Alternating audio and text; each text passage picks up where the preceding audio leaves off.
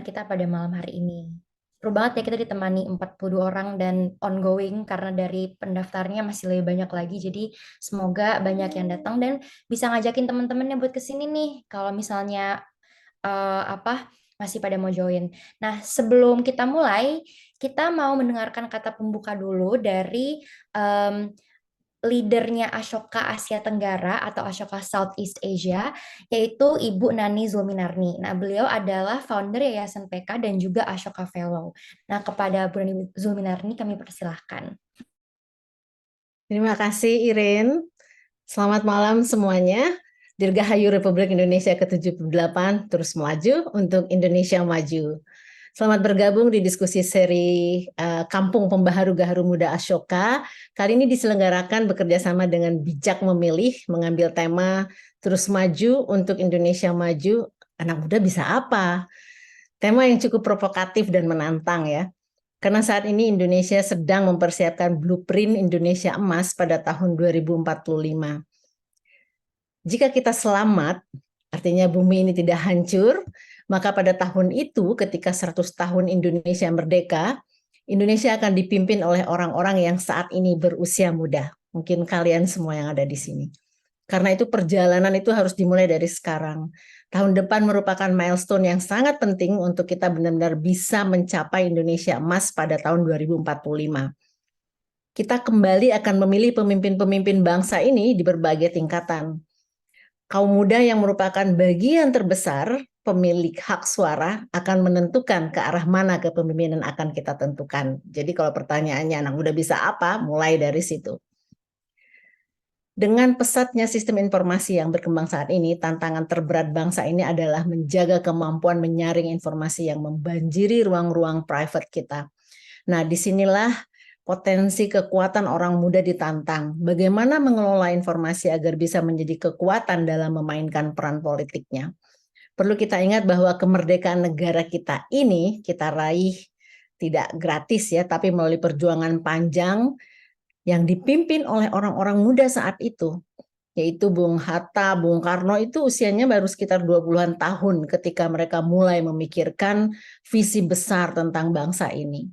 Jadi tidak benar gitu kalau misalnya anak muda itu bisa apa sih anak muda gitu. Negara ini dibentuk, dibangun, didirikan oleh visi dari orang-orang muda. Walaupun mungkin kita ngelihatnya sekarang udah tua bahkan sudah banyak yang meninggal gitu ya. Jadi jangan biarkan masa depan kalian, masa depan kita semua ditentukan oleh orang-orang yang tidak bertanggung jawab, yang tamak, yang serakah, dan hanya gila kekuasaan. Kami sebagai generasi saya ya, mewakili generasi pendahulu yang sangat menunggu gebrakan orang muda, yang dengan segala potensi yang ada dapat melakukan banyak hal untuk membawa kita semua terus melaju untuk Indonesia maju. Mari kita diskusikan di sini. Terima kasih. Terima kasih Bu Nani. Nah, teman-teman kita santai aja nih ya. Jadi kan tadi Bu Nani sempat menyebutkan beberapa pemuda yang berjasa untuk kemerdekaan Indonesia gitu. Jadi teman-teman jangan ngerasa deg-degan, justru harus merasa semangat kita mengikuti webinar ini karena kita mau tahu gimana nih cara anak muda bisa berkontribusi terhadap Indonesia untuk maju gitu. Nah, supaya cair nih aku pengen nanya, biasa kalau 17-an nih teman-teman pada nungguin lomba apa ya gitu. Nah, kalau aku nungguin lomba panjat pinang karena dulu papa aku sering bawa keliling-keliling Pontianak, kampung halaman aku, terus nyari-nyari lomba panjat pinang gitu. Penasaran siapa sih yang bisa mencapai pole paling atas gitu. Nah, ini teman-teman boleh drop di kolom chat. Paling menantikan lomba apa nih gitu. Aku tunggu nih selama 1,5 menit, boleh deh. Oh nih, Om Bram. Siapa ya Om Bram ini? Aku nunggu lomba makan kerupuk biasanya sengaja nggak sarapan. Ada yang bilang balap karung, pecah balon, keren sekali. Lomba masak. Wow, lomba masak. Oh boleh deh satu orang ada nggak yang mau share kenapa sih kamu menantikan lomba tersebut gitu? Share bentar dikit gitu. Atau di chat juga boleh ya. Lomba tumpeng biar bisa makan ini kayaknya paling kreatif. Oke, terima kasih guys. Nah, sekarang kita mau menyambut beberapa narasumber kita. Jadi yang pertama itu ada Kak Anita F. Utami atau Kak Afutami. Nah, beliau adalah co-founder dari Bijak Memilih dan juga CEO dari Think Policy ID. Nah, pasti teman-teman udah nggak sabar ya ketemu Kak Afu tapi karena kemarin pas aku posternya nih semua langsung kayak wah ada Kak Afu kayak gitu. Jadi kayak selamat datang Kak Afu. Gimana Halo, kabarnya Kak? thank you. Halo teman-teman semuanya, selamat malam. Oke, mantap. Thank you, Kak. Nah, terus kita juga ada Kak Zek ya, atau Pak Septiaji Eko Nugroho. Nah, jadi Kak Zek ini adalah Ashoka Fellow dan juga Ketua Presidium Masyarakat Anti Fitnah Indonesia atau Mafindo. Halo Kak Zek, selamat datang. Halo, selamat malam teman-teman semua. Kak Irin, terima kasih. Oke, dan sekarang di sini juga ada Alia. Alia ini adalah seorang aktivis muda, dia aktif di Plan Internasional, terus juga di beberapa komunitas muda lainnya, dan juga Alia ini adalah Ashoka yang changemaker atau ambasador changemakernya Ashoka yang muda gitu. Halo Alia, Halo, terima kasih banyak Kak Iren. Selamat malam semuanya. selamat malam. Nah, sekarang kita mulai dari pertanyaan pertama nih ya langsung aja gitu ya. Mulai dari pertanyaan santai dulu. Jadi pertama perkenalan dulu tentang masing-masing dari Kak Zek, Kak Afu dan juga Alia. Terus sekarang lagi menjalankan inisiatif apa dan apa pandangan kalian terhadap Indonesia waktu kecil sama waktu dewasa? Apa sih perbedaannya gitu? Nah, kita mulai dari Kak Zek dulu. Baik, ya, terima kasih, Irin. Saya eh, biasa dipanggil Zek. Saya asli dari kota dingin di Jawa Tengah, yaitu di Wonosobo. Saya eh, secara edukasi saya di bidang engineering, di bidang electrical engineering, eh, dan saat ini punya wirausaha gitu ya, punya usaha sendiri dan juga aktif di komunitas masyarakat sipil namanya Mafindo, Masyarakat Anti Fitnah Indonesia, yang fokusnya adalah dalam isu melawan hoax dan juga membangun literasi masyarakat dalam isu.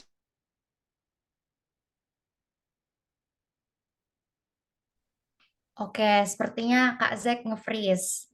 Baiklah, kita lanjutkan ke Alia dulu. Silakan Alia. Oke, jadi perkenalkan, aku Alia Sabira, biasa dipanggil Alia. Sekarang aku 19 tahun. Aku salah satu ASEAN Change Maker yang baru dipilih tahun ini di 2023, yang dimana aku membawa inisiatif aku namanya adalah State of It Sukabumi. Kami merupakan komunitas di mana anak muda dapat berpartisipasi aktif dalam berbagai isu, mulai dari kesetaraan gender, kesehatan mental, hingga perubahan iklim. Jadi memang misi dari State of It adalah bagaimana kami memberdayakan anak muda dan juga memberikan ruang kepada mereka untuk berpartisipasi secara aktif. Terus tadi yang kedua adalah pandangan ya tentang Indonesia di masa kecil dan sekarang kayak gitu. Mungkin kalau waktu kecil karena aku sering banget kayak ngedenger lagu-lagu daerah Indonesia biasanya kayak waktu SD tuh sering nari lagu daerah gitu. Aku pikir bahwa wah Indonesia tuh keren banget ya bahasanya ada banyak. Terus kostumnya juga beda-beda dari satu tempat ke tempat lain gitu. Dan aku bener-bener ngerasa kayak wow itu keren banget dan aku mau belajar kayak gitu. Dan sekarang ketika udah dewasa, yang aku lihat adalah ternyata Indonesia punya banyak sekali masalah, kompleksitas dari mulai Sabang sampai Merauke. Ada banyak sekali hal-hal yang aku sendiri kayak wah aku nggak paham ini kenapa bisa jadi kayak gini. But overall kayak aku tetap kagum dengan diversity-nya, tetap kagum dengan bagaimana kita bisa jadi satu gitu walaupun budayanya banyak kayak gitu Kak Iren. Oke, thank you Alia. Menarik ya. Dari awalnya kayak, wow, kayaknya beragam gitu. Sekarang kayaknya beragam, beragam masalah, tapi gitu kan. Nah, oke, kalau gitu lanjut lagi ke Kazek. Tadi Kazek sempat kelempar gitu. Boleh dilanjutkan Kazek. Ya, maaf tadi pindah jaringan dulu. Ya, jadi saya di Mavindo itu kita ada aktivitas dalam upaya melawan hoax dan juga membangun literasi digital. Saat ini dengan sekitar 1.000 relawan tersebar di 40 kota, kita berkolaborasi dengan banyak pihak. Salah satunya ini menjelang pemilu lagi ramai ya isu-isu menjelang pemilu di ruang digital. Karenanya kita punya beberapa koalisi, ini ada 3 koalisi, ada Cek Fakta, ini didukung oleh Google News Initiative. Tujuannya adalah untuk membangun ekosistem informasi yang sehat. Kemudian juga ada koalisi masyarakat sipil lawan disinformasi pemilu, ini dengan teman-teman Perludem gitu ya. Ini juga sama, bagaimana kita meningkatkan kapasitas dalam upaya tidak hanya penanganan ya, tetapi juga pencegahan, termasuk juga terkait dengan bagaimana membangun multi stakeholder yang kuat gitu ya untuk masalah isu pemilu. Dan yang terakhir ada koalisi dengan UNESCO, itu namanya koalisi moderasi ruang digital Indonesia. Jadi terkait dengan isu moderasi konten dan kebebasan berekspresi. Nah, mungkin itu beberapa aktivitas yang jalan dan juga yang sedang baru saja kita masuki adalah sedang insersi literasi digital ke dalam kurikulum. Jadi harapannya melalui mata pelajaran informatika, literasi digital bisa mulai diperkenalkan kepada siswa sejak dini. Itu ya, kalau tentang Indonesia sendiri ya mungkin hampir sama dengan Kak Alia ya. Jadi dulu waktu kecil kayaknya everything is happy gitu ya. Jadi semuanya itu segalanya kayaknya indah. Begitu kita semakin dewasa, ternyata keindahan-keindahan itu memang harus kita jaga, harus kita pertahankan dengan kita harus melakukan sesuatu. Dan ternyata yang harus kita lakukan cukup banyak nih. Mana yang mau kita fokusin? Apakah di isu korupsi, apakah di isu lingkungan gitu ya. Ini semua membutuhkan uluran tangan kita gitu ya kalau kita ingin mempertahankan keindahan yang kita impikan sejak kecil. Thank you Kak Zek. Jadi dulu everything is happy, sekarang everything is urgent gitu. Terus kayak kita bingung yang mana yang mau di-solve dulu. Oke, thank you Kak. Sekarang Kak Afu, boleh Kak silahkan. Iya, thank you. Halo semuanya, aku di sini mewakili Think Policy. Think Policy itu organisasi berbasis komunitas, tapi fokusnya memang sebagai social enterprise mendorong ekosistem pembuatan kebijakan publik yang lebih baik. Jadi kita percaya kalau kebijakan publik itu bisa baik kalau people-nya baik, jadi orang-orang yang masuk ke dalamnya, talentanya harus baik dengan niat yang baik. Kalau prosesnya baik, jadi kebijakan publik itu harus dibuat dengan partisipatif, terbuka, tidak mengedepankan kepentingan-kepentingan tertentu saja. Dan yang terakhir, kalau solusi-solusi juga tepat guna. Jadi people process solution itu yang jadi fokusnya kegiatan-kegiatan Think Policy. Kalau terkait dengan Indonesia, sebenarnya tadi mirip sama Kak Alia. Ini BTW kita kayak one decade away umurnya, jadi senang belajar dari yang jauh lebih muda. Aku mungkin ngelanjutin Kak Alia. Jadi sebenarnya sama kayak mungkin ngelanjutin itu mungkin Kak Alia nanti 10 tahun lagi nyampe di tempat aku berada sekarang gitu ya. Tapi jadi sama di awal itu mungkin mencintai Indonesia secara simbolis gitu lewat segala nyanyi lagunya, lewat segala simbol-simbol kebangsaannya gitu ya, tanpa benar-benar mengenali Indonesia. Jadi kayak kalau cinta sama seseorang karena baru kenal itu kan sebenarnya gampang ya, karena nggak tahu jelek-jeleknya gitu. Habis itu akan masuk ke fase akhirnya tahu semua jelek-jeleknya gitu. Dan akan struggling pastinya untuk tetap mencintai begitu udah ketahuan segala hal yang jeleknya gitu. Tapi mungkin mudah-mudahan with time gitu buat Alia nanti akan masuk kepada fase di mana bahkan di dalam segala ketidaksempurnaannya pun kita bisa tetap menselebrasi kemenangan-kemenangan kecil, hal-hal indah yang tetap coexist gitu dengan segala masalah-masalah yang ada juga di Indonesia. Jadi kita tetap bisa cinta Indonesia dengan segala yang baik maupun yang buruknya gitu, dengan cara-cara yang kita pilih sendiri juga. Itu dari aku mungkin. Thank you Kak Afu. Wow, bener banget. Semoga dari webinar hari ini ya kita semakin bisa mencintai bangsa kita dengan cara-cara yang berbeda lah ya buat masing-masing dari kita gitu. Oke, nah kita lanjut ke pertanyaan-pertanyaan berikutnya nih. Jadi aku mau dibang dulu nih beberapa persepsi tentang politik Indonesia gitu. Nah ini mungkin beberapa anak muda kalau lihat kemarin sempat lihat nggak reelsnya Bijak Memilih dan Ashoka gitu kan. Kita kan sempat nanya-nanya tuh di sekitar GI ya. Gimana sih pendapat kalian tentang politik Indonesia gitu? Nah, pertama aku mau mengarahkan pertanyaan ini ke Kak Afu. Nah, benar nggak sih Kak kalau korupsi itu menjadi musuh terbesar politik di Indonesia saat ini gitu? Menarik ya. Jadi yang pertama mungkin korupsi sebagai isu tuh juga muncul di salah satu survei oleh Indikator gitu ya, tentang isu yang orang muda khawatirkan atau sangat khawatirkan gitu. Jadi ternyata dia rankingnya paling tinggi dibandingkan dengan isu-isu lain, bahkan lebih tinggi dari misalnya kerusakan lingkungan atau masalah pekerjaan, keamanan pekerjaan, job security gitu ya, dan lain-lain gitu. Nah tapi sebenarnya kalau apakah korupsi itu jadi masalah yang paling utama? Sebenarnya aku ngerasa mungkin ada yang lebih underlying lagi dari itu ya, lebih ada yang akarnya lagi, yang ngumpetnya lagi gitu di dalam terutama dalam konteks proses pembuatan kebijakan publik gitu. Karena kalau korupsi itu kan artinya di level manusia atau di level budaya kebiasaan gitu ya, bahwa kita mungkin akan ini terutama soalnya kalau kita ngomongin korupsi juga di semua layer kan Iran gitu, kayak mungkin ada yang besar banget yang memang dilakukan oleh kader-kader partai yang di posisi-posisi luar biasa, tapi sebenarnya kalau kita ngomongin korupsi yang lebih epidemik lagi gitu, itu tuh jauh lebih kecil-kecil sebenarnya gitu kan skalanya, dan mungkin kita tidak akan pernah sampai di titik dimana benar-benar sempurna semua manusia morally sangat sangat baik gitu.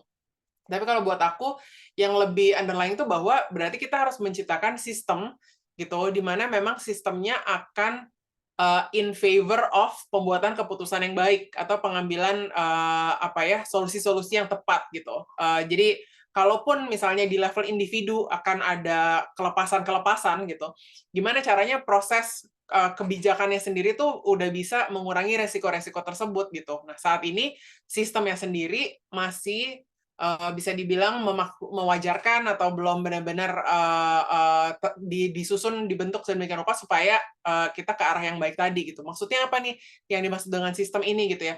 Jadi misalnya banyak proses kebijakan publik yang harusnya lebih bisa jadi terbuka terhadap tuntutan dari masyarakat atau proses yang lebih partisipatif lah kita bilang di tim policy yang lebih inklusif, lebih menginvolve berbagai lapisan masyarakat dari kelas atau gender atau geografi macam-macam gitu, tergantung tentu saja kebijakannya apa, dan mekanisme yang bikin ada double check-nya gitu. Jadi kalau ada yang kita jalan, misalnya kita ngomongin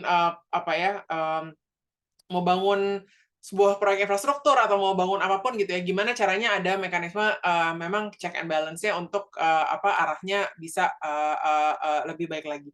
Nah, kalau di tim policy itu semua si sistem ini, balik ke tadi aku udah kasih bocorannya, maksudnya people, process, dan solutions ya kan gitu. Jadi sebenarnya memang kita perlu ekosistem pembuatan kebijakan publik secara menyeluruh yang memang juga memungkinkan keputusan yang diambil itu yang paling baik gitu, supaya apapun itu isunya. Jadi kalau ini dari tim policy, aku sekaligus mewakili bijak memilih juga.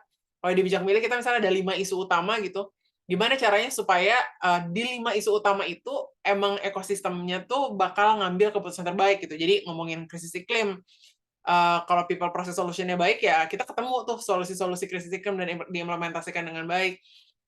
Masalah ekonomi dan kesempatan kerja misalnya, masalah kebebasan berpendapat atau ruang privat, pengaturan RKUHP segala macam. Itu terlepas dari isunya pendidikan, kesehatan segala macam, terlepas dari isu apapun, kalau misalnya proses politiknya juga sehat, demokrasinya juga bekerja, kita mengawasi pemerintah terbuka sama kita kasih vote sesuai dengan kita cari tahu gitu, kita kasih vote buat siapa gitu. Nah, itu harusnya bisa ngebentuk enabling condition-nya gitu untuk pembuatan kebijakan yang lebih baik lagi beyond sekedar masalah korupsinya aja gitu. Karena korupsi bisa kecil-kecil tetap bocor gitu, tapi yang penting big picture-nya arahnya udah benar atau belum gitu. Kalau dari aku. Siap, thank you Kak Afu. Jadi mungkin korupsi tuh cuman salah satu dari beberapa masalah-masalah kecil-kecil lain di Indonesia gitu. Jadi kalau teman-teman lihat Think Policy ya, mungkin bisa dikepoin juga gitu Instagramnya. Di situ kan kalian bisa belajar lah ya banyak tentang gimana sih sistem pembuatan kebijakan politik itu gitu. Kalau tadi Kak Afu sempat mention ada people, process, solution. Jadi yang penting tuh ekosistemnya gitu, yang partisipatif, inklusif, terus transparan, dimonitor oleh masyarakat.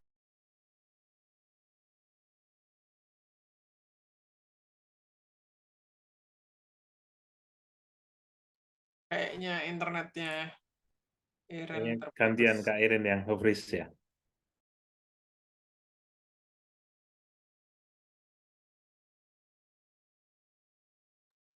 Iren nggak freeze ya. Coba Kang Zek lanjutin Kang Zek. Iya. Oke, sambil menunggu Kak Irin ya. Mungkin kalau saya pandangan ya tentang masalah korupsi itu kayak apa ya? Korupsi itu kayak semacam black hole ya, lubang hitam. Jadi inisiatif baik seperti apapun yang seperti cahaya itu nggak bisa lewat gitu, jadi dia akan tenggelam. Jadi contohnya seperti apa ya, korupsi, gara-gara korupsi ya, itu seharusnya kita mungkin bisa jauh lebih maju daripada situasi yang ada sekarang, tetapi karena ada korupsi, kita tidak punya kepastian hukum gitu ya. Kemudian infrastruktur yang seharusnya lebih maju mungkin tertunda. Kemudian juga masyarakat yang seharusnya punya akses kesehatan yang baik, tetapi juga belum menikmatinya, dan juga tentang masalah ekonomi itu ya. Padahal kita ini kan nggak kekurangan apa-apa ya. Orang pintar, Indonesia mana kurang, orang kita ini banyak yang pintar-pintar. Bahan baku, luar negeri aja banyak impor dari kita gitu. Jadi kita nggak kekurangan apa-apa. Tetapi memang karena perilaku korup itu muncul dari level yang paling bawah gitu ya, sampai yang level atas gitu. Sehingga ini yang menjadi apa ya, boleh dikatakan penyakit yang memang bisa menghambat berbagai macam perubahan yang ingin kita inginkan. Jadi memang mau tidak mau, kalau kita mau bicara tentang masalah politik, kalau misalnya kemarin saya lihat di surveinya CSIS, itu anak-anak muda ketika ditanya pemimpin seperti apa yang ingin kalian dapatkan. Nah itu yang pertama itu adalah yang jujur, tidak korupsi gitu. Ya ini mungkin merefleksikan keinginan kita semua ya, bahwa kita benar-benar ingin Indonesia itu bisa segera lepas dari jeratan korupsi. Mungkin itu kalau dari saya. Selamat gabung kembali Kak Irin. Ya, maaf. Ini kenapa ya internet saya gitu ya. Oke, thank you Kak Zek. Nah, sekarang kita mau di bank yang ketiga nih, fakta apa pernyataan ketiga. Mau tanya Alia gitu. Bener nggak sih Alia kalau anak muda itu tidak memiliki ruang yang cukup untuk bisa berperan di dunia politik dengan tetap memegang idealismenya gitu. Oke, wow, terima kasih Kak Iren. Mungkin kalau kita berbicara tentang politik ya, mungkin yang anak muda, yang masih SMA, yang seusia dengan Alia, mungkin pasti berpikiran bahwa politik itu pemilu atau pilkada atau pilpres hanya sebatas itu saja. Padahal kan sebenarnya politik itu proses di mana kita hidup sebagai warga negara ya, dari mulai ketika pemerintah menyusun yang namanya kebijakan hingga nanti kebijakan itu diimplementasikan, atau bahkan ketika kita melanggar kebijakan terus kita dapat hukuman, itu kan juga sebuah proses dari politik ya.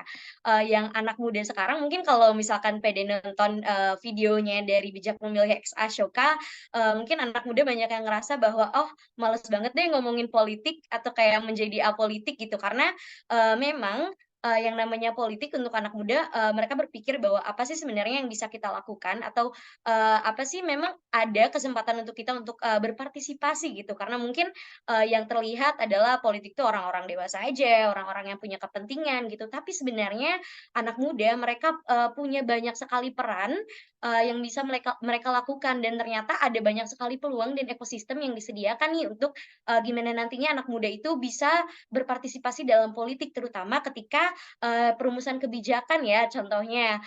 Jadi kita anak muda, kita punya akses ke teknologi, punya akses ke sosial media, kita bisa ngelihat apa sih yang sedang terjadi, let's say yang sedang terjadi di Indonesia yang lagi rame di Twitter.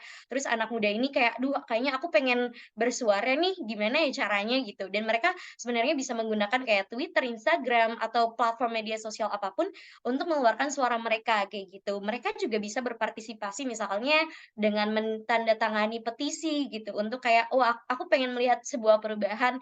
Dan salah satu cara yang bisa mereka lakukan untuk berpartisipasi tadi, tanda tangan petisi, atau bahkan kayak ikut menulis, membuat poster segala macam untuk mengkampanyekan isu-isu politik apa saja sih yang sebenarnya mereka peduli.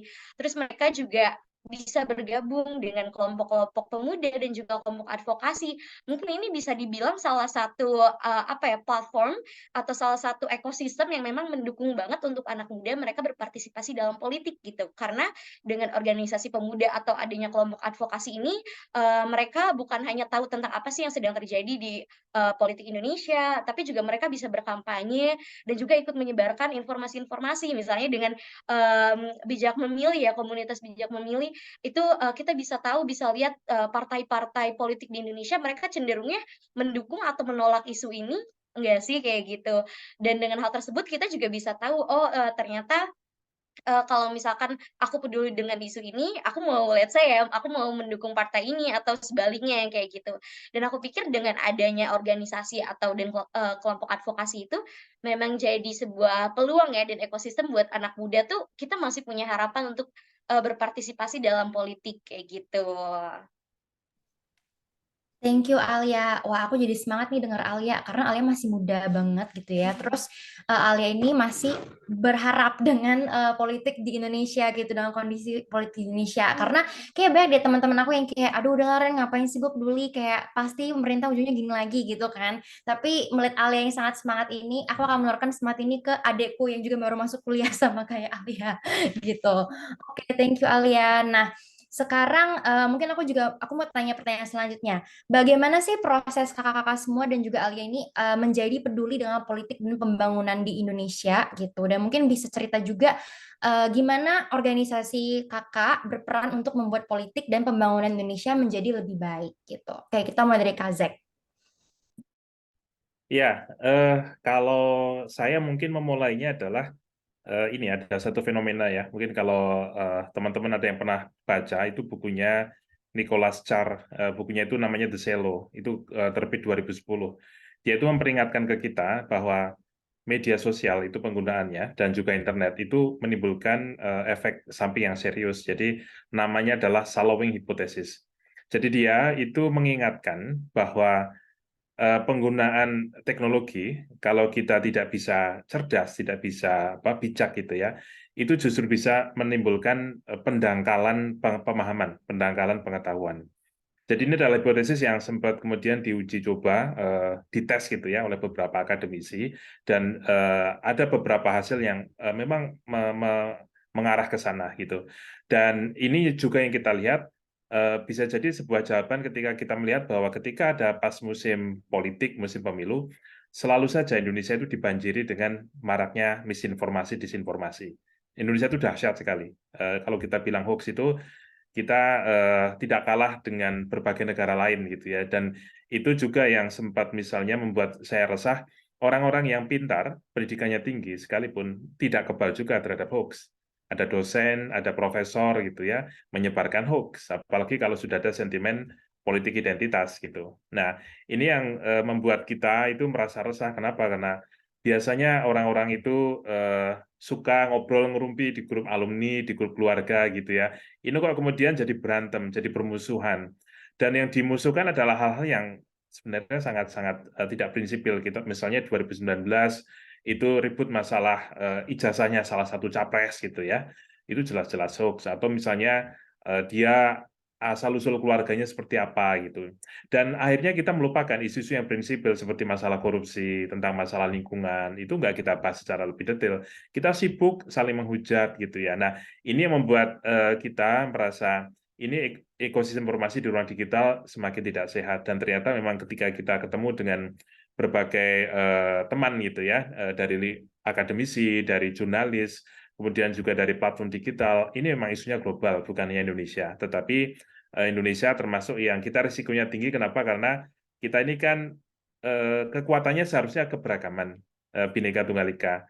Tetapi justru kalau di dunia digital ini kita tidak bisa menjaga bahwa kebinekaan ini sebagai aset, justru polarisasi itu bisa menghancurkan kita. Nah, karenanya kita kemudian merasa bahwa melawan hoax itu adalah upaya mempertahankan kemerdekaan kita, yaitu kemerdekaan informasi di ruang digital. Nah, karenanya kita saat ini juga sedang bekerja keras gitu ya, tentang bagaimana supaya masyarakat itu bisa memahami mana yang prioritas, mana yang urgent, dan mana yang isu-isu yang sebenarnya tidak penting untuk kita perpanjang. Nah, jadi kita punya kanal-kanal periksa fakta, kita punya kelas-kelas literasi digital, kelas-kelas periksa fakta. Kita berkolaborasi di Gerakan Nasional Literasi Digital Siberkreasi, ada 100 lembaga di sana. Itu tujuannya sama, yaitu adalah bagaimana supaya kita bisa menggunakan teknologi digital ini jangan sampai masuk dalam hipotesis pendangkalan keilmuan tadi itu. Nah, itu yang mungkin yang menjadi concern, dan mungkin concern dari kebanyakan dari relawan. Jadi kita relawan itu tumbuh cepat. Dulu kita hanya sekitar 40-50 relawan di tahun 2016. Sekarang kita ada di 40 kota, 1.000 relawan, dan ini masih nambah terus. tahun ini kita dengan program dengan Google kita juga harapannya bisa menjangkau sekitar 1,5 juta orang. Jadi ada banyak sekali PR yang sedang kita kerjakan. Ya ini tujuannya lagi-lagi adalah bagaimana kita bisa mengajak masyarakat, ayo dong berpikir kritis. Kita punya negara ini cuma punya satu, jangan sampai kejadian konflik itu terjadi karena kita salah paham gitu ya, karena kita nggak bisa kemana-mana kalau terjadi konflik gitu. Nah, mungkin itu yang menjadi concern dan akhirnya membangun semangat kepedulian dari teman-teman di dalam gerakan ini. Begitu, Kak Airin. Thank you Kak Zek. Wow. Nah teman-teman bisa ikutan nih lihat kanal Periksa Faktanya Mavindo. Terus juga biasa di feeds-nya Mavindo tuh sering ada kayak ini tuh hoax atau enggak kayak gitu ya. Terus juga ada kelas literasi digital tadi dan juga bisa cek-cek Instagram Isi Berkreasi juga ya. Itu aku sempet cek juga dan mereka juga banyak membahas tentang literasi digital gitu. Dan tadi menarik banget yang dibilang sama Kak Zek kalau teknologi yang kita punya sekarang itu bisa menyebabkan pendangkalan pengetahuan kalau misalnya kita tuh nggak cek baik-baik gitu. Aku ingat banget temen aku kayaknya pernah cerita deh, ibunya sama teman ibunya tuh musuhan karena beda calon pemimpin yang didukung gitu. Ya, tapi kan itu mungkin belum dipengaruhi hoax. Kalau dipengaruhi hoax mungkin lebih musuhan lagi gitu kan. Jadi kan sayang pertemanannya gitu loh. Jadi harus ditengahi oleh Mavindo gitu ya. Jadi kalau tadi bijak memilih ada kasih informasi tentang pemimpinnya fokus ke isu ini gitu. Kalau Mavindonya itu juga memberantas hoaxnya gitu supaya lebih fokus ke isu-isu yang prinsipil yang tadi dibilang sama Kak gitu. Oke, selanjutnya mungkin Kak Afu boleh Kak?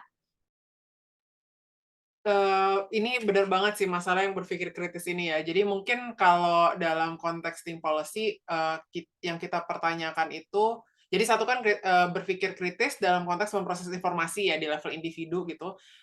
Tapi kayak bayangin apalagi berpikir kritis dalam konteks pembuatan proses kebijakan publik gitu kan. Itu harus seperti apa gitu. Jadi early on pertanyaan yang kami tanya di think policy juga adalah gimana caranya mengajarkan atau melatih kebiasaan berpikir kritis kepada seseorang yang sudah memasuki usia misalnya young adult apalagi udah jauh lebih dewasa gitu ya. Karena maksudnya kita ngomongin mengajarkan berpikir kritis kepada anak kecil itu satu hal gitu ya, dan ada ilmunya pedagogi gitu. Tapi bagaimana kita mengajarkan itu kan kalau gelasnya masih kosong diajarkan itu maksudnya mengubah kebiasaan ya, shape-nya dibentuk gitu. Tapi kalau misalnya sudah terbentuk kebiasaan ya jauh lebih susah karena kita harus mengundo, kita harus membuat unlearn dulu kebiasaan-kebiasaan sebelumnya, terus melatih kebiasaan-kebiasaan baru gitu. Jauh lebih menantang. Jadi bahkan dalam konteks ilmu pendidikan pun dibedain gitu. Jadi pendidikan orang dewasa itu ada namanya andragogi gitu ya, untuk dibedakan dari ngajarin pedagogi, di mana orang dewasa tuh nggak suka dikasih tahu. Jadi kalau bilang kayak ngajarin berpikir kritis buat orang dewasa gitu, suka dikasih tahu mungkin cuma kalau sama dalam konteks institusi keagamaan gitu, itu mungkin bisa ngedengar. Tapi di luar itu kalau sekedar kayak dikasih tahu, diceramahin gitu, jauh lebih sulit untuk diterima misalnya. Makanya harus lewat discoveries misalnya gitu kan. Jadi itu pertanyaan besarnya gitu. Jadi jadi akhirnya ini untuk aku pribadi juga gitu. Aku coba lakukan dalam berbagai bentuk yang dilakukan gitu. Satu di level individu pun aku nulis buku, fokusnya tuh ke situ sebenarnya, mencoba mengajak pembacanya untuk misalnya lebih terbuka terhadap berubah pikiran gitu. Jadi kayak selama ini kan mungkin kita suka lebih terbiasa untuk kayak kalau kita percaya sama sesuatu nggak suka dibuktikan bersalah gitu. Nggak ada orang yang suka dibuktikan bersalah gitu kan. Padahal kalau dalam konteks ya tadi berpikir kritis, melatih kebiasaan, berpikir kritis itu sebenarnya adalah suka dibuktikan bersalah. Karena harusnya kita peduli sama truth gitu kan. Ketika kita pedulinya sama apa yang benar, ketika ada informasi baru gitu, harusnya kita kan happy gitu ya. Kayak ternyata nggak kayak gini, saya belajar hal baru gitu. Nah, itu pertanda orang udah berpikiran lebih terbuka atau bisa memproses informasi dengan lebih kritis kan, bahwa dia suka mencari kebenaran gitu. Nah, ketika kita bawaannya kayak saya ini benar tuh saya defensif kan itu sebenarnya kebiasaan yang menantang yang harus diubah gitu ya. Dan bayangkan ini kalau diubah across layers baik itu di level individu, keputusan komunitas, pemerintah dan seterusnya tuh bisa banyak banget dampaknya.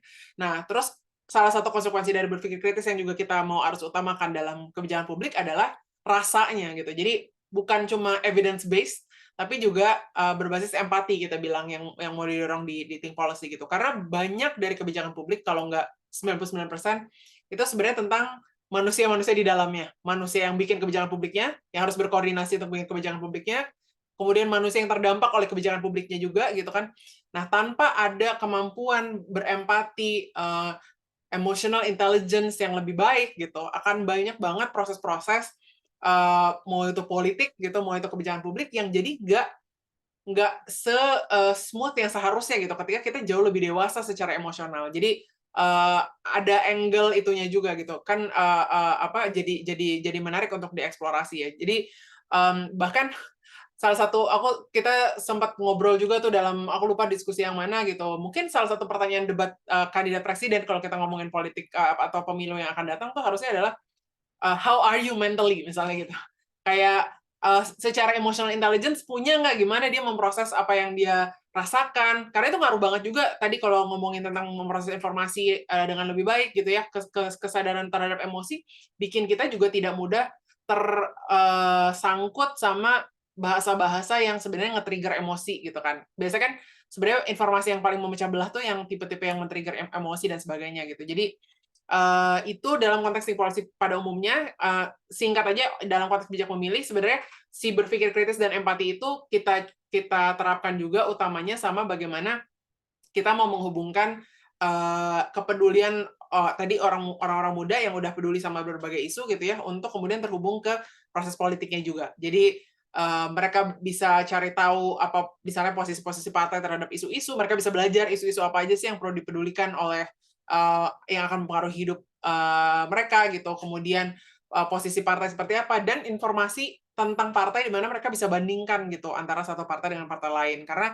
saat ini 9 partai yang duduk di DPR itu kadang hampir tidak bisa dibedakan sama sekali gitu kan, ya posisinya, ya ininya, kalau kita nggak cari tahu lebih lanjut. Jadi di bijak milih sebenarnya semangatnya adalah kita coba bantu risetkan informasinya, dibuat sesimpel mungkin, sehingga teman-teman yang yang tertarik mau belajar lebih lanjut dan mau mengeksersis tadi critical thinking sambil kemudian juga berpartisipasi dengan lebih baik di politik, jadi bisa difasilitasi gitu.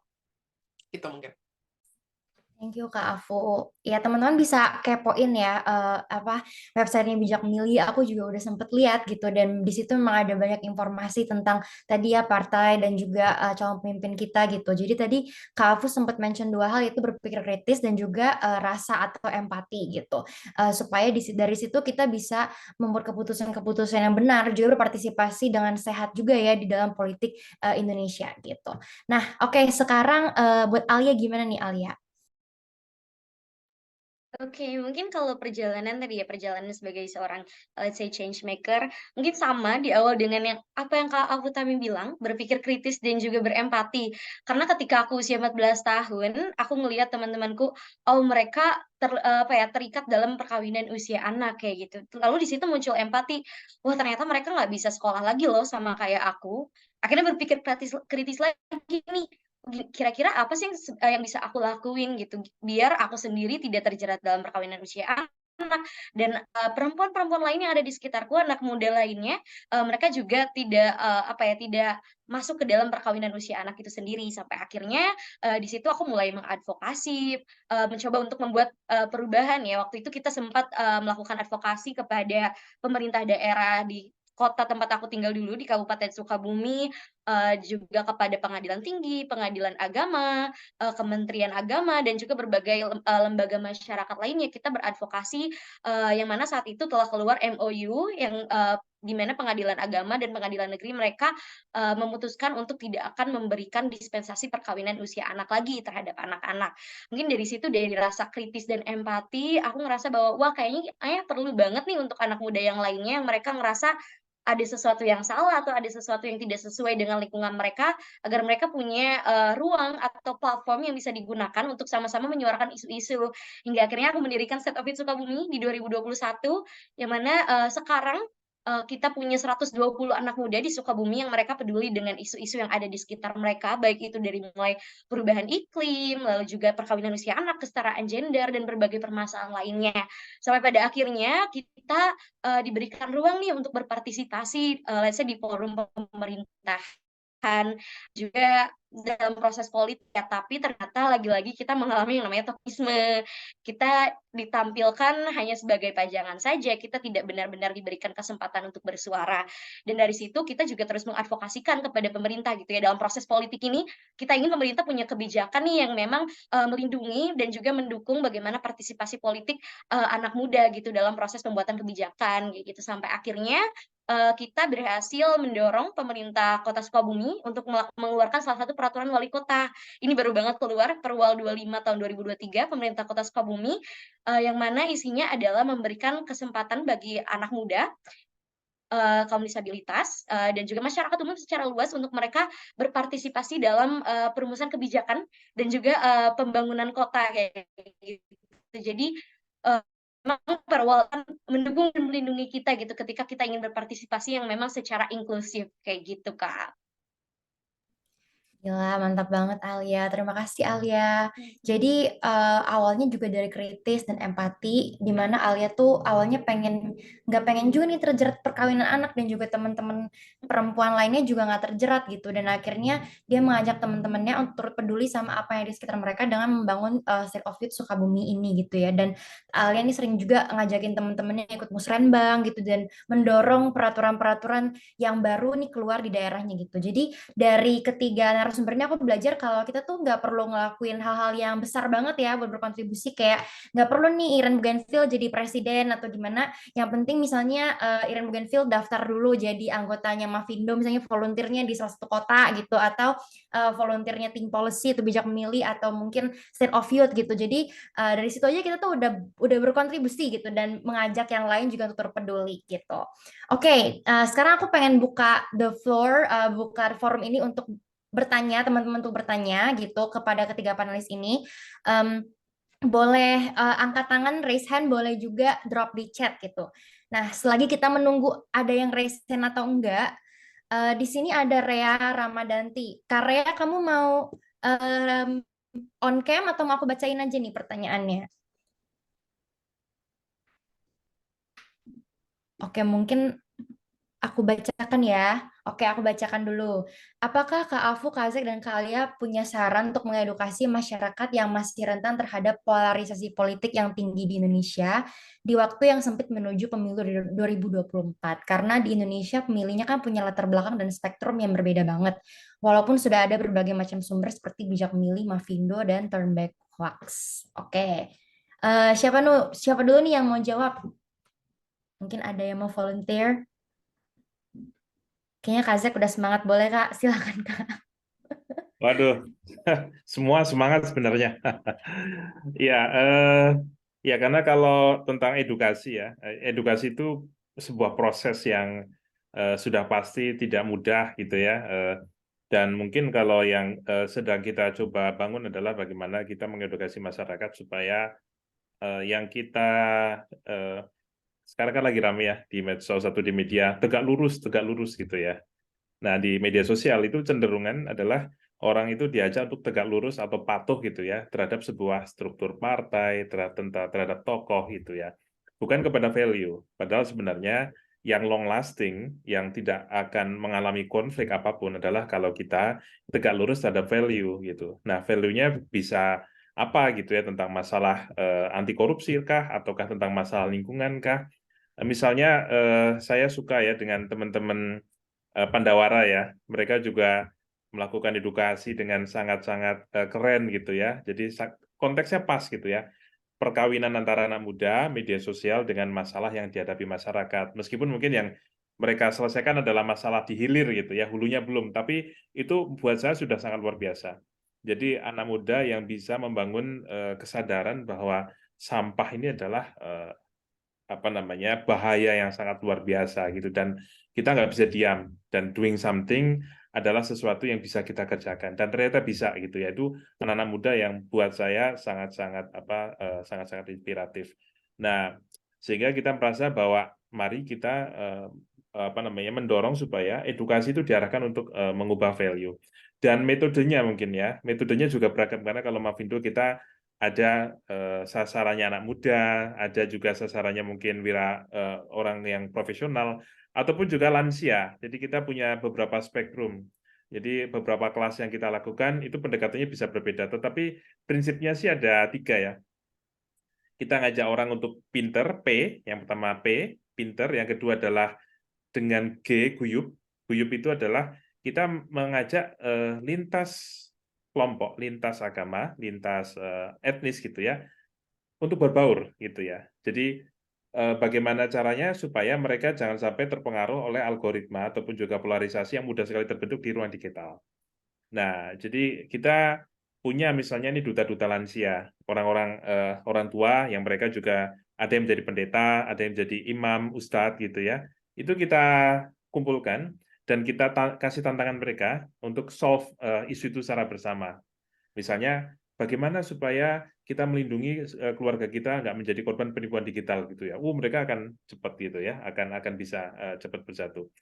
Nah, jadi pinter, guyup, dan yang ketiga itu guyon. Guyon itu artinya kita boleh serius gitu ya, tetapi kemasan itu juga penting. Karenanya kita juga sekarang lagi coba bikin-bikin ada bentuk-bentuk edukasi berbasis permainan. Ini kita baru selesai kemarin ikut acara 5 hari Raimuna Pramuka di Cibubur.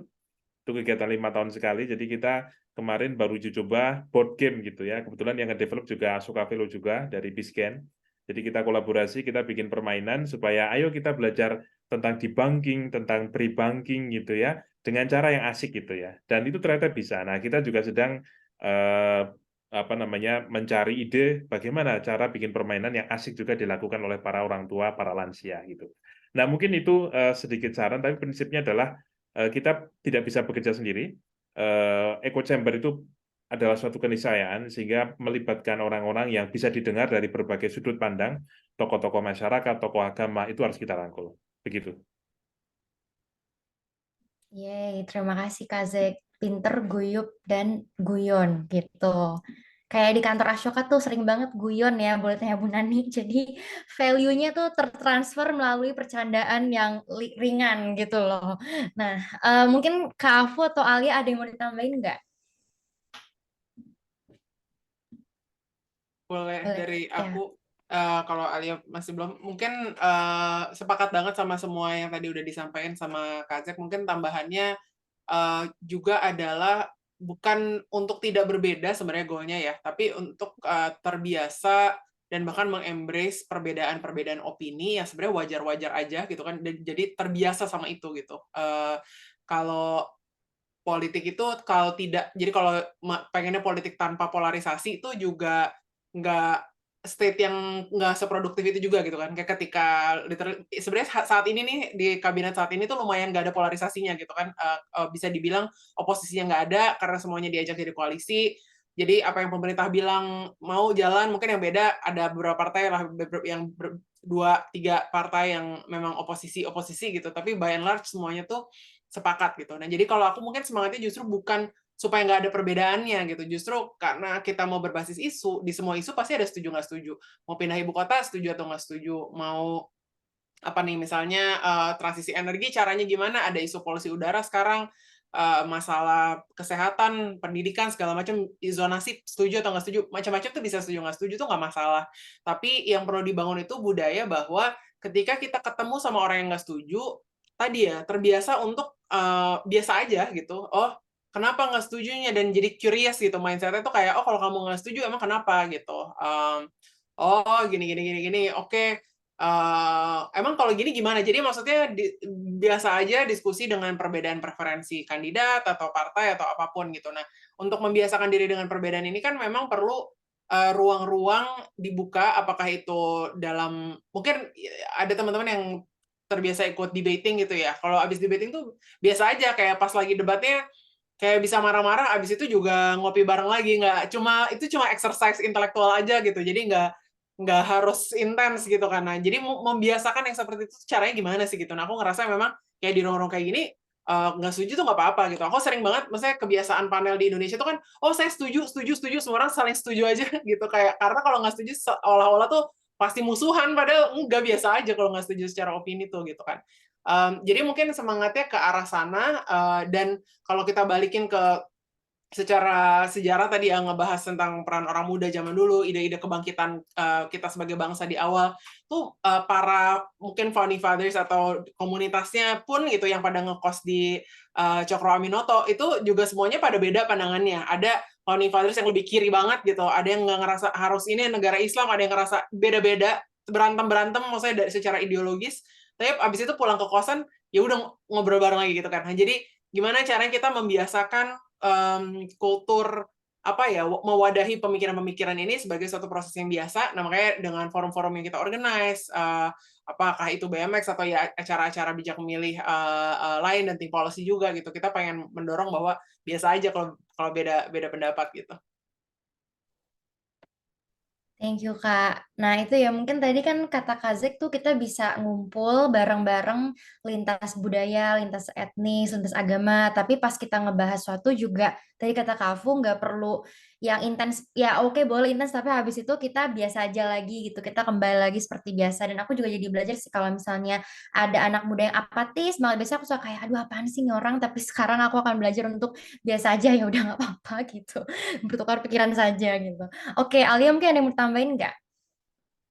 Oke, mungkin aku sama dengan Kak Jack dan Kak Afu ya. Again, kalau kita aja sebagai seorang manusia, kita pasti punya values yang kita hold gitu, yang mungkin berbeda dengan orang tua kita atau berbeda dengan teman kita kayak gitu. Again, kalau yang namanya perbedaan di sini polarisasi politik, terus setuju atau nggak setuju terhadap isu, mungkin emang kita harus menyikapi hal tersebut dengan oke, perbedaan itu adalah hal yang biasa. Bahkan lebih baik kalau misalkan tadi ada oposisinya gitu, biar yang namanya check and balances-nya jalan kayak gitu. Karena ketika semua orang setuju terhadap suatu hal, nantinya kayak, pandangannya akan, "Oh ternyata kita kelupaan sesuatu nih yang harusnya, jadi masalah," kayak gitu. Dan aku pikir bahwa dengan adanya forum-forum ya walaupun memang tidak bisa menjangkau let's say semua masyarakat Indonesia, tapi setidaknya ada, platform atau ruang-ruang di mana, masyarakat Indonesia terutama anak muda ketika mereka ingin mencoba mempelajari atau tahu tentang sesuatu, mereka, bisa mengakses hal tersebut gitu. Dan mungkin karena sebagai anak muda juga gitu, kita lebih sering ngedenger sesuatu tuh dari teman kita.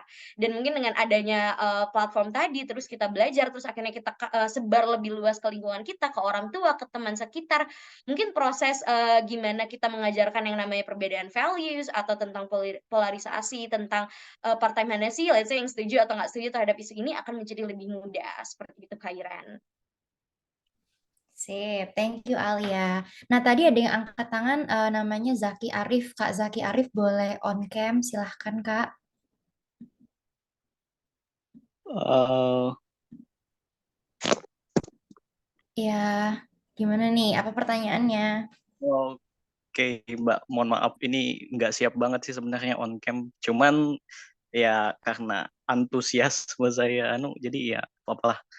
Tadi sih tertrigger sama pernyataan Kak Afutami tuh yang betul-betul menarik bahwa isu korupsi sama isu hoax ataupun isu polarisasi itu sebenarnya adalah masalah yang struktural ya, yang saya tangkap ya itu. Terus eh ya, nah strukturnya itu kan entah itu dari struktur pendidikan, struktur pengawasan, atau prosedural dari pembuatan kebijakan itu sendiri yang kurang akuntabel ataupun partisipatif kepada masyarakat gitu. Terus kurangnya juga mungkin ada mekanisme check and balance mungkin ke para expert atau akademisi yang terkait dengan proses pembuatan kebijakan itu kan. Jadinya ya banyak kebijakan publik yang gagal betul-betul mengadres core dari masalah yang sebenarnya diperlukan di masyarakat itu sendiri.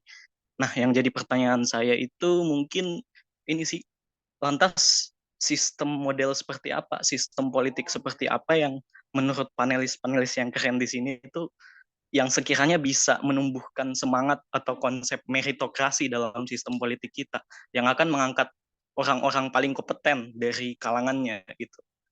Apakah entah itu membentuk partai akademisi dan aktivis untuk evolusi di legislatif kah atau untuk membuat petisi untuk pengurangan threshold atau mungkin penghapusan presidensial threshold sama sekali gitu untuk bisa memberikan kebebasan bagi berbagai macam figur untuk berpartisipasi dalam politik. Jadi anu aja sih, pendapat aja sih, untuk solusi permasalahan struktural itu kira-kira seperti apa sih menurut panelis? Mungkin itu sih. Ya. Gila, ini mantap banget sih pertanyaannya. Boleh silakan Kak Afu dulu. Iya, makasih banyak pertanyaannya. Ini ya apa pertanyaan pamungkas paripurna gitu. Kalau terjawab selesai sudah ini semua. Tapi masalahnya yang bisa ngubah ini nggak mau ini berubah gitu. Jadi yang paling pertama, kalau buat aku yang paling fundamental banget dalam sebuah demokrasi yang bekerja itu adalah sistem pendidikan yang membuat kita siap untuk berdemokrasi gitu. Jadi mundur bahkan sebelum masuk ke sistem politiknya, masyarakatnya itu dididik untuk menjadi actively participating citizen gitu kan. Civic education-nya sendiri itu harus sama sekali berbeda dari civic education yang selama ini terbiasa dipaparkan kepada kita gitu. Karena ternyata aku baru-baru ini belajar, jadi memang civic education itu ada dua filosofi mendasarnya gitu. Yang satu tuh yang sifatnya nation building. Jadi civic education yang arahnya memilih satu musuh bersama, terus belajar sejarah apa segala macam, tapi tidak mengaktifkan kesadaran untuk mengkritik pemerintah gitu ya. Itu adalah civic education yang kedua gitu, bahwa dari SMA harus terbiasa bisa kayak Alia kayak speak up, think critically, memproses informasi segala macam, hold government accountable segala macam. Itu tuh dua tipe civic education yang sangat berbeda, proses pendidikan di ruang kelas yang sangat berbeda, sehingga begitu lulus dari sistem education-nya gitu, memang apa ya, kita bisa either siap berdemokrasi, jadi siap apa ya memahami sistem politik dan berdialog berapa segala macam gitu, atau kita ya udah terbiasa disuapin terus ya udah ini civic education kayak gini, saya nggak ngerti, saya sebagai warga negara harus partisipasi gitu. Jadi aku mundur satu stepnya tuh civic education-nya dulu. Baru layer 2-nya gitu, dengan asumsi di semua lapisan kita sudah jauh lebih terdidik untuk partisipasi politik, baik itu kita sebagai masyarakat, kita sebagai terus jadi kandidat, kemudian partai politik dan kader-kader dalam partai politiknya sendiri juga sudah lebih aware gitu. Ini kita ngapain sih berpolitik, ini mau mencapai apa sebagai bangsa gitu. Dan kita pikirin sistemnya yang memang terbuka, tadi kalau kita ngomongin proses partisipatif, sehingga people yang baik masuk tadi gitu ya, dan seterusnya. Nah, exactly seperti apa? Yang pertama, kalau aku kekuatan paling utama itu sebenarnya dari peran-peran partai. Jadi partai sebagai kendaraan kaderisasi dari anggota-anggotanya dalam memilih anggotanya, memilih. Jadi kalau dibilang kita demokrasi juga sebenarnya di level siapa yang menentukan siapa yang jadi calon presiden atau siapa yang jadi calon kepala daerah, itu tuh bukan beneran dari kita kan, kita nggak punya power. Ini sekarang ada salah satu partai mau nunjuknya yang ini, partai yang lain mau nunjuknya ini, itu kekuatannya di partai sebenarnya nunjuk siapa calonnya. Jadi by the time kita milih itu udah dikerucutin banget gitu kan. Nah, ketika di dalam partai proses kaderisasi itu tidak terbuka secara transparan dan berbasis merit gitu kan, maka ya udah dapatnya belum tentu yang terbaik gitu. Dan saya bukan cuma ngomongin presiden, bisa jadi udah ada prosesnya, tapi dalam semua hal gitu, baik calon legislatif dan sebagainya juga gitu ya. Jadi peran partai dalam kaderisasi, peran partai dalam kemudian membangun kader-kadernya supaya actually bisa menggovern gitu ya, itu juga tidak kalah penting. Karena yang aku sadari juga, keterampilan untuk campaign, kayak kemampuan untuk campaign itu berbeda dengan kemampuan untuk govern gitu ya. Jadi kadang-kadang partai politik kita itu heavy skill-nya atau orang-orang yang dipilihnya itu memang politisi yang jago, bisa jadi dalam konteks campaigning gitu.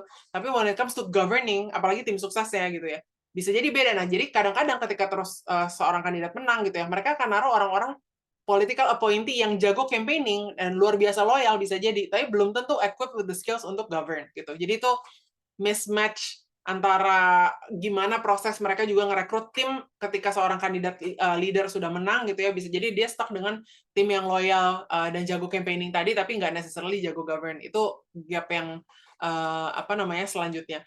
Nah, kalau masalah sistem politiknya sendiri dalam konteks jadi tadi ya, partai leadership-nya harus ada proses pergantian, ada proses kaderisasi gitu. Sekarang kan seperti teman-teman tahu ada ketua umum abadi. Setiap pergantian ketua umum itu pasti kudeta ceritanya, nggak pernah beneran ada proses yang wajar gitu, nggak ada konvensi. Jadi kalau kayak Republikan sama Demokrat di US kan mereka ada konvensi primary dulu juga, bahkan jadi di partainya sendiri ada proses pemilihan untuk kandidat yang bakal mau jadi presiden tuh dipilih dulu juga gitu misalnya. Kalau kita kan nggak terbuka kayak gitu, kalau ditunjuk oleh ketua umumnya ya udah jadi gitu misalnya.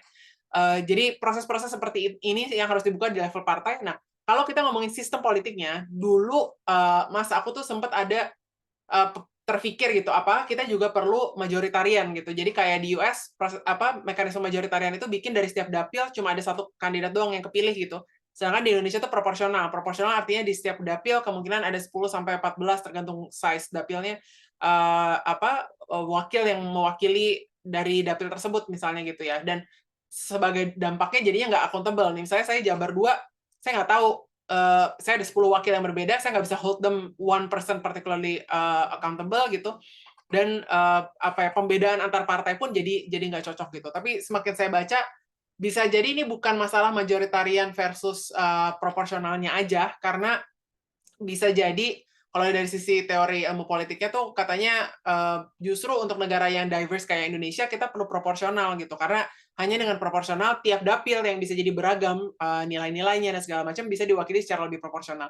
Yang jadi masalah kita balik lagi adalah begitu udah kepilih hilang putus hubungan gitu ya, karena semuanya terus abis itu udah masuk DPR juga lagi-lagi dikontrol oleh partai gitu. Jadi bahwa voting itu digerakkan melalui fraksi, kemudian bisa jadi kandidat juga kalaupun mereka kunjungan wilayah nggak secara merata ya, terbuka aksesnya siapa yang lagi ngurusin rancangan undang-undang apa, melibatkan siapa gitu, prosesnya nggak jadi kayak ya benar yang Alia bilang tadi di awal, kalau di sini seolah-olah politik itu berhenti abis voting gitu, padahal harusnya kan setelah selesai pemilu siapa kandidat yang menang itu masih punya relasi sama kita sebagai orang yang milih dia gitu, kalau misalnya dia masuk karena dia bertanggung jawab ke kita sebagai konstituen.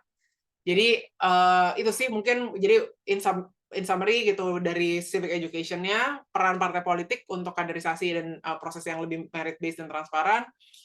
Transaksi politiknya harus di lower. Nah sistem politiknya tadi aku bilang harus berlanjut setelah pemilu. Sama terakhir aku belum bahas, lupa banget, financing-nya.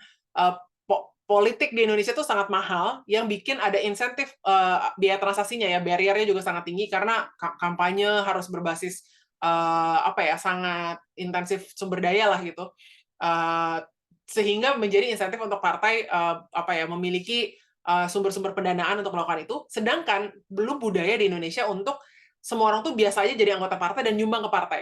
Bayangin kalau partai itu yang bayarin masyarakat gitu, di kita kan kayak bayarin partai tuh berarti lo ini dong gitu, malah negatif gitu. Padahal sebenarnya kalau bayangin ada partai yang 100% dibiayai oleh masyarakat, akuntabilitas mereka 100% datang ke masyarakat doang gitu. Sedangkan kalau di UK gitu ya, di UK tuh ketemu orang random di restoran atau apa gitu, oh iya gue anggota Labour Party, biasa aja punya kartu anggota, bayar biaya tahunan, si Labour Party itu dibayarin dari uang iuran anggota-anggotanya, jadi beneran berbasis crowdfunding in a sense gitu kan. Di sini mana ada siapa di antara teman-teman ada yang pegang kartu anggota partai gitu, bayar untuk partai tertentu? Nggak ada, tapi itu chicken and egg kan. Di satu sisi nggak ada partai yang cukup saya percaya untuk saya bayar iuran supaya saya kayak dia mengedepankan kepentingan saya gitu. Tapi juga partai juga nggak mengedepankan kepentingan saya karena dia juga punya interest yang funder dia dari sumber-sumber lain gitu ya. Bisa jadi juga ada hubungannya sama korporat, sumber daya alam misalnya dan sebagainya gitu. Jadi ada banyak across layers, banyak yang perlu di fix, tapi kurang lebih versi aku mungkin itu tadi my best attempt. Harus jadi makalah sendiri ini, tapi ya itu kurang lebih. Makasih Kak Afu, my best attempt, tapi benar-benar komprehensif banget dan bahkan sudah dirangkum tadi, jadi aku tidak perlu merangkumnya lagi gitu. Oke, sekarang aku pengen nanya Kak Zek nih, ada pertanyaan. Hai, selamat malam. Mau tanya dong gimana caranya bangkitin semangat orang-orang yang udah putus asa sama sistem politik Indonesia ya. Maksudnya Indonesia memang masih banyak kurangnya, tapi dengan kita nggak peduli sama sekali, aku pikirnya juga tidak akan membantu. Nah, mungkin Kak Zek bisa jawab kita. Gimana Kak? Ya, mungkin situasinya hampir sama dengan banyak teman-teman ketika dulu mereka banjir dengan berbagai macam informasi yang meresahkan gitu ya di media digital gitu ya. Mereka juga mungkin sudah kayaknya apatis gitu ya. Mereka mau apa ini, orang-orang sudah pada berkelahi seperti ini dengan kata-kata yang kasar, mereka sudah keluar dari rasa kemanusiaan gitu ya. Itu wajah media sosial kita ketika pemilu beberapa waktu yang lalu, dan sekarang ini juga mungkin akan ke sana lagi gitu ya, sayangnya. Itu sehingga mungkin ada beberapa yang kemudian melihat bahwa nggak ada perubahan yang akan bisa terlihat dengan adanya agenda-agenda politik ini gitu. Tapi sebenarnya kalau kita sih selalu menyampaikan ya bahwa daripada mengutuk kegelapan, lebih baik kita menyalakan lilin gitu. Lilinnya apa gitu? Nah, lilinnya bisa berbagai macam gitu. Apa yang bisa kita lakukan? Dengan teman-teman yang di birokrasi kita juga sering bertemu gitu ya. Misalnya kita juga bisa melihatlah tipologinya. Ada birokrat yang ya dia model-model mungkin yang istilahnya tidak merasa punya tanggung jawab lebih, dia kerjaan selesai, dia udah nggak mau ada kegiatan lagi gitu ya. Kemudian juga ada yang mungkin yang cenderung korup, itu juga tentu pernah kita jumpai juga. Tapi juga banyak anak-anak muda sekarang yang saya jumpai juga di lingkungan birokrasi yang mereka effortnya gede sekali. Saya asli kan di Wonosobo, jadi saya punya teman itu mereka bikin jejaring sendiri, jadi ada sekitar 20-an anak-anak muda lah ya, mungkin usia-usia sekarang 30-40-an, yang sangat committed dengan perubahan daerahnya. Mereka mau bertemu di luar jam kerja untuk bicara tentang misalnya isu lingkungan. Kita kan di sana ada isu Dieng ya, kita ingin menjaga supaya Dieng itu bisa kembali sehat gitu ya, bisa kembali hijau. Itu mereka mau bekerja gitu ya di luar tanggung jawab mereka yang mereka digaji sebagai pejabat. Dan saya yakin banyak sebenarnya simpul-simpul semacam itu, baik yang di level daerah ataupun yang pusat. Apakah kita akan bertemu dan kemudian akan menyatukan energi kita dengan mereka? Nah, itu yang bisa kita lakukan gitu. Jadi sebenarnya ada banyak yang bisa kita lakukan. Misalnya kalau di level daerah, teman-teman di kawan-kawan kami itu mendorong supaya anggaran yang sekarang ini kan disampaikannya ke desa ya. Jadi desa itu sudah punya mengelola anggaran yang cukup besar ya, sekitar 1,5 miliar setiap desa. Jadi waktu itu teman-teman karena desa ini kan sudah di-push supaya mereka melakukan transparansi anggaran, mulai dari perencanaan, penatausahaan, pelaporan gitu kan harus disajikan secara publik datanya. Masalahnya siapa yang bisa baca gitu kan. Maka anak-anak muda itu mereka kemudian membuat kayak semacam edukasi kepada masyarakat. Ini loh cara membaca anggaran, cara membaca, melakukan tracking, cara melakukan uji apakah anggaran itu cukup layak atau sebenarnya ada markup atau seterusnya gitu. Nah, jadi sebenarnya ini kan perkawinan ya antara teknologi yang saat ini sebenarnya sudah memungkinkan pertama untuk crowdsourcing, kita kolaborasi bersama, kemudian kita bisa melakukan satu isu perubahan gitu ya. Contohnya 2019-2014 itu Mas Ainun Najib dan teman-teman itu bikin kawal pemilu.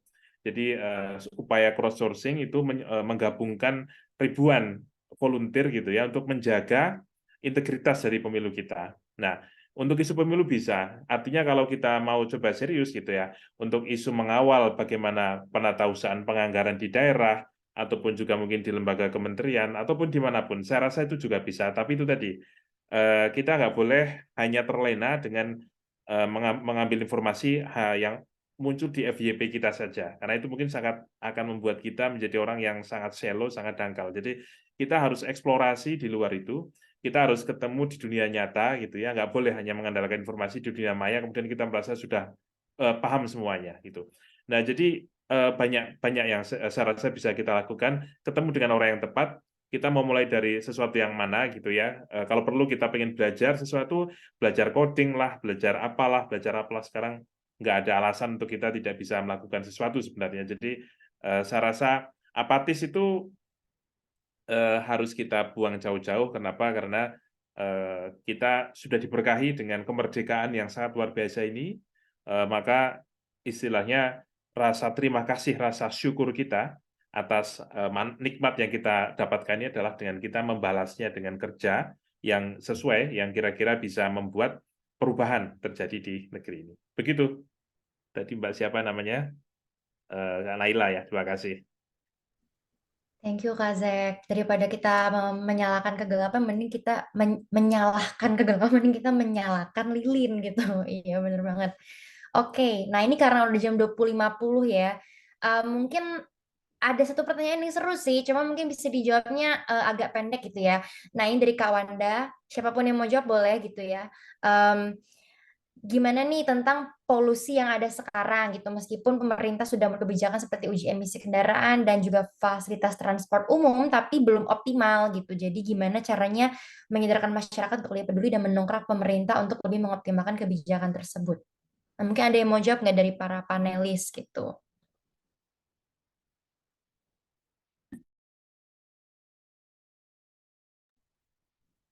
Oke, mungkin aku mau coba jawab, Kak Iren.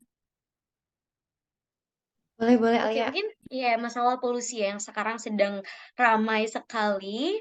Terus juga isunya masih hangat-hangat banget di sosial media tentang apa sih sumber dari polusi ini dan semacamnya. Mungkin kalau kita berbicara tentang bagaimana masyarakat dapat berkontribusi ya untuk mendorong perubahan baik atau juga bagaimana cara kita untuk mendorong pemerintah untuk ayo dong gimana nih caranya biar si kebijakan ini dilaksanain atau biar orang-orang ngikutin kebijakan ini. Tentu kita butuh yang namanya pentahelix approach ya kalau dalam change making gitu. Jadi kita perlu banget bukan hanya kita sebagai masyarakat umum, bukan hanya pemerintah, tapi semua elemen di masyarakat juga ikut berkontribusi. Kalau dalam masalah untuk apa ya mendukung penggunaan transportasi umum, di sini kita sebagai masyarakat umum bisa banget nih kayak mulai dari kita sendiri terus nanti ke keluarga kita, ke teman-teman yang terdekat mungkin juga bisa bantu ikut promosiin di sosial media misalnya kayak oh ini loh manfaatnya kalau kita pakai kendaraan umum. Terus pemerintah juga mereka bisa lebih terus mensosialisasikan apa sih manfaatnya. Terus juga mereka bisa membuat akses transportasi umum ini menjadi lebih terintegrasi dan lebih mudah ya karena mungkin beberapa alasan kenapa masyarakat nggak mau pakai transportasi umum di Jakarta karena ternyata nggak terintegrasi atau ternyata jauh banget dan semacamnya kayak gitu. Tapi selain pemerintah dan juga masyarakat umum, elemen masyarakat yang lain juga harus ikut mendukung. Misalnya di sini adalah media ya gimana media terus menyebarkan informasi, terus juga mendukung upaya-upaya tersebut. Terus dari bisnis dan akademisi juga mereka perlu berperan untuk gimana sih untuk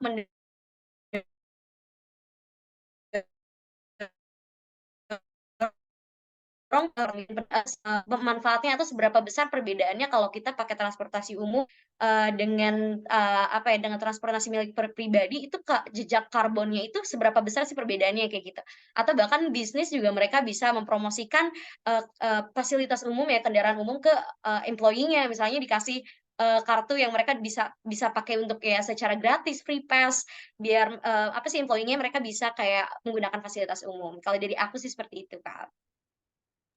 Thank you Alia. Oke, karena keterbatasan waktu juga, kita akan melanjutkan gitu ya ke pertanyaan yang terakhir. Jadi maaf banget nih Robi, tadi aku udah chat kamu, aku tidak bisa memberikan lagi ruang karena sudah mau jam 21 gitu ya. Jadi nanti kamu bisa drop pertanyaan dan nanti akan aku sampaikan kepada panelis gitu.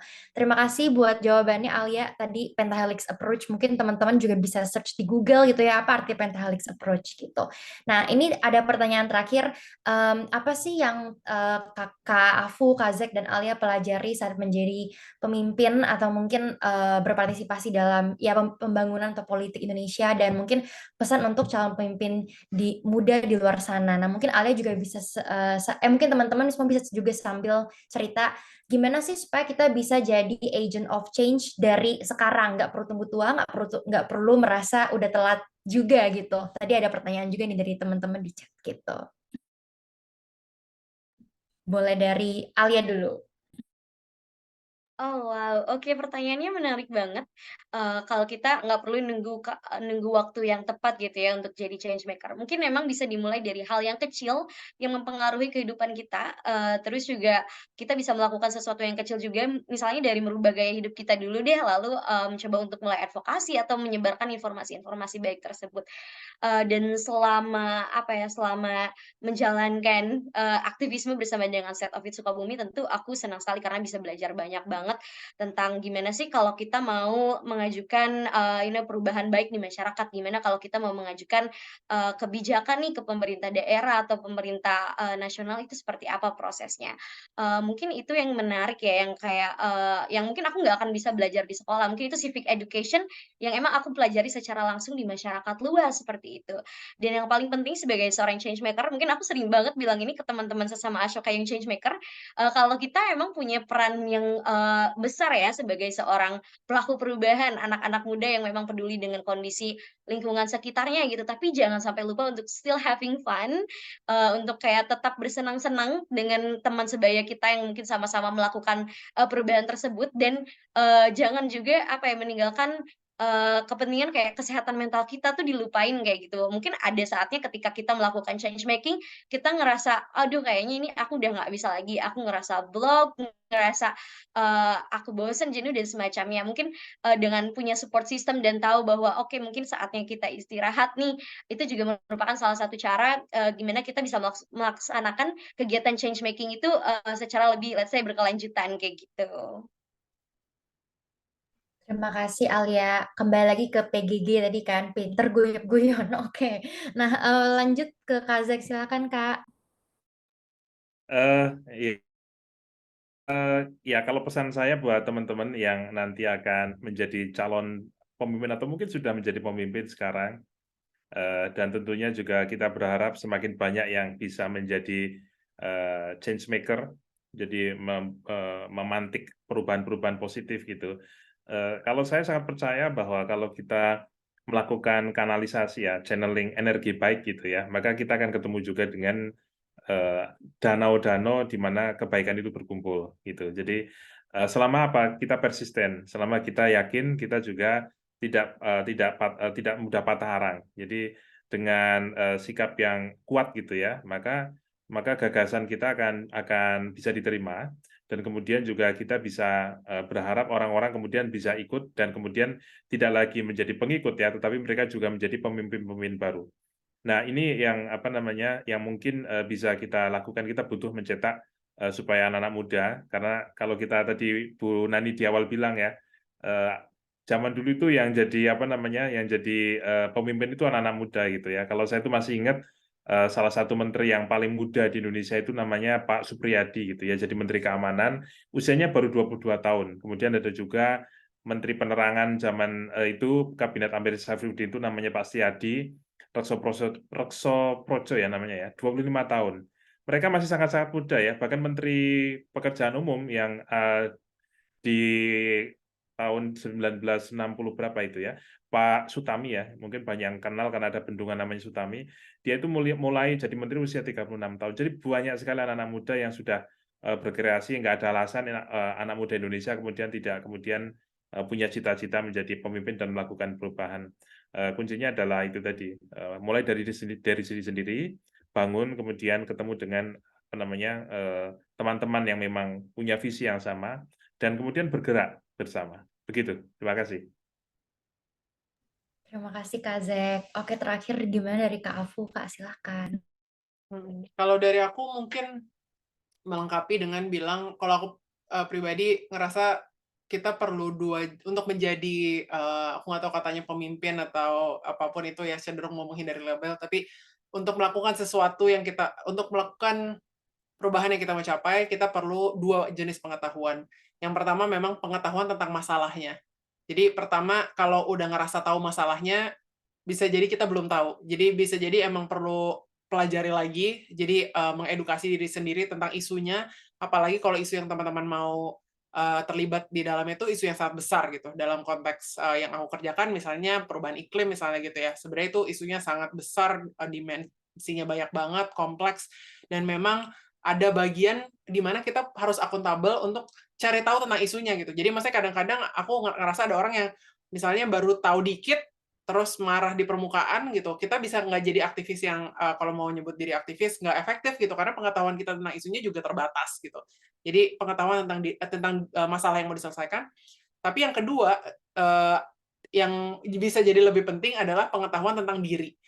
Pengetahuan tentang diri ini lebih banyak change maker yang mungkin skip gitu ya, justru ya udah saya ngurusin masalahnya, fafifu was-was tentang isunya, segala macam teori ngerti gitu, tapi tidak memahami misalnya emosi apa yang lagi dialami gitu. Tadi kalau bahasanya Alia kesehatan mental gitu ya, tapi aku lebih dalam lagi dalam konteks bukan cuma dalam hal kalau lagi sakit disembuhkan aja, tapi misalnya apapun emosi yang kita sedang alami, kita menyadari emosinya dan menyadari kenapa saya bereaksi seperti ini sih gitu. Kalau saya tertrigger emosi secara ini gitu. Apakah saya sedang merasa kecewa, apakah saya sedang merasa marah, merasa sedih, apapun itu pasti akan mempengaruhi apa yang kita efektivitas kita sebagai apapun itu aktivis atau apa change maker apapun yang kita lakukan dari hari ke hari. Jadi pengetahuan tentang bagaimana emosi apa yang sedang kita alami at any given time. Tapi terus yang kedua nggak kalah penting adalah pengetahuan tentang rasa-rasa haus atau lapar apa yang kita punya yang kadang-kadang bikin kita terdistraksi dari tujuan aslinya. Misalnya, tujuan aslinya nih mau ngurusin, ya misalnya memperbaiki politik di Indonesia gitu, tapi saya lapar terhadap afirmasi orang lain.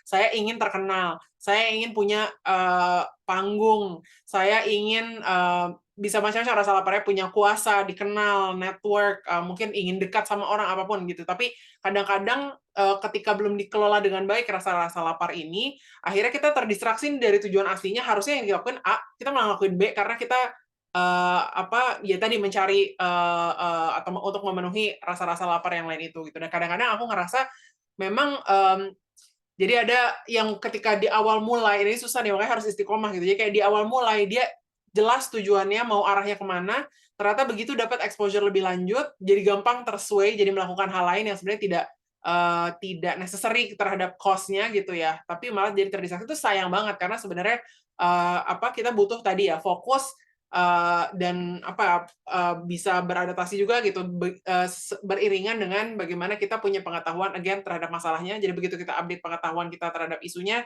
kita update theory of change kita, dan begitu kita punya pengetahuan terhadap diri, kita juga akan jadi lebih efektif dalam menavigasi segala jebakan-jebakan dari menjadi change maker yang efektif ini gitu. Jadi dari aku itu. Terima kasih Kak Afu.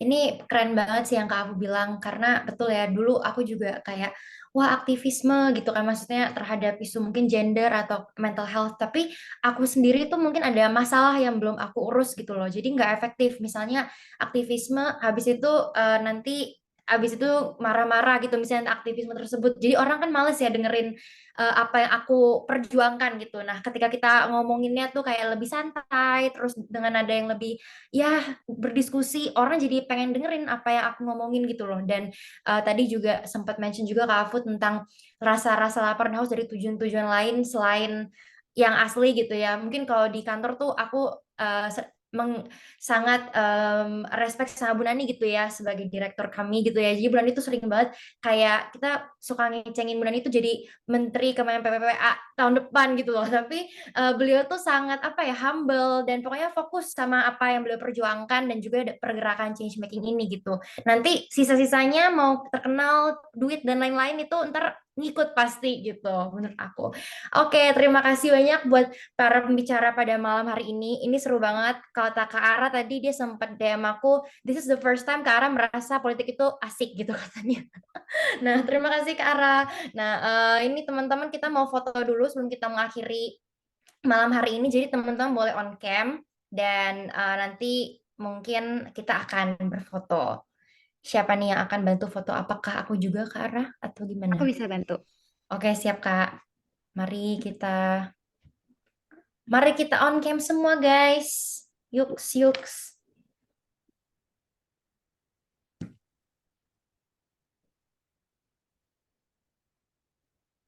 Oke, kita mulai dari halaman pertama ya teman-teman. Masih ditunggu nih yang belum on cam. Sip, 3, 2, 1. Oke, sekarang halaman kedua. Siap-siap yang belum, bentar ya. 3, 2, 1. Sip, udah dapet semuanya. Oke, terima kasih semua. See you again in the next opportunity. Bye-bye. Thank you. Terima kasih Kang